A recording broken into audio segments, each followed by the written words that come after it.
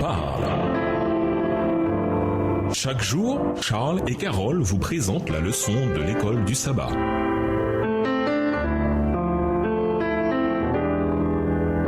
Bienvenue dans votre émission. Dieu nous parle. Nous voilà la leçon de dimanche. Premier retour des exilés. Lisons Jérémie 25, les versets 11 et 12, Jérémie 29, verset 10 et Daniel 9, les versets 1 et 2. Quand eut lieu le premier retour des exilés, quelle prophétie ce retour accomplissait? Jérémie 25, les versets 11 et 12. Le pays tout entier ne sera plus que ruine et terre dévastée. Toutes les nations seront assujetties au roi de Babylone pendant 70 ans. Et au bout de ces 70 ans, je demanderai compte de leurs crimes au roi de Babylone et à son peuple. L'Éternel le déclare. Je sévirai contre le pays des Chaldéens et je le réduirai en désert pour toujours. Jérémie 29, verset 10. Car voici ce que déclare l'Éternel. C'est seulement au bout des 70 années allouées à Babylone que j'interviendrai en votre faveur pour accomplir la promesse que je vous ai faite de vous faire revenir dans ce pays. Daniel 9, les versets 1 et 2. Darius, fils de Xerxès, de la race des Mèdes, fut établi sur le trône du royaume des Chaldéens. La première année de son règne, moi Daniel, je considérais dans les livres le nombre des années que l'Éternel avait indiqué au prophète Jérémie et pendant lesquelles Jérusalem devait rester en ruine, c'est-à-dire 70 ans. Le Seigneur influença Cyrus pour qu'il autorise le premier retour en accomplissement de la prophétie des 70 ans de Jérémie. Jérémie avait écrit que la terre de Juda serait désolée pendant 70 ans sous Babylone. Cela eut lieu entre 606-605 avant Jésus-Christ et 537-536 avant Jésus-Christ. Mais qu'ensuite, Dieu ouvrirait les portes pour le retour des captifs. Comme Daniel avait étudié les écrits de Jérémie,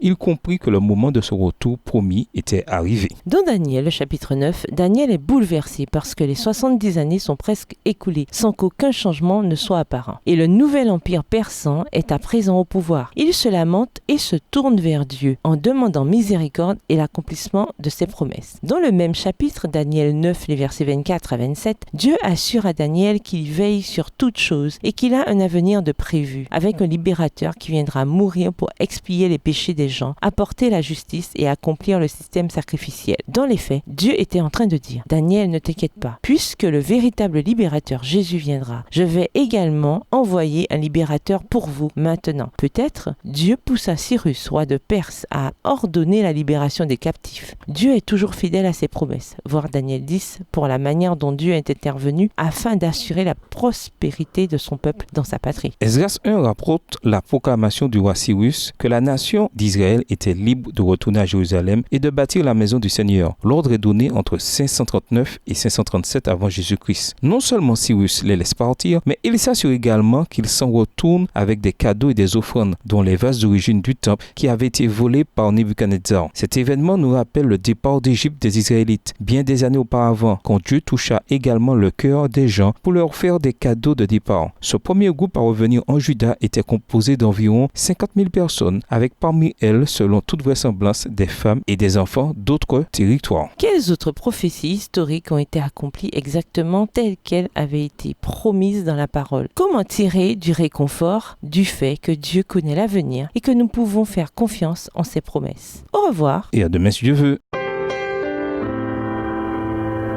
Dieu nous parle. Chaque jour, Charles et Carole vous présentent la leçon de l'école du sabbat.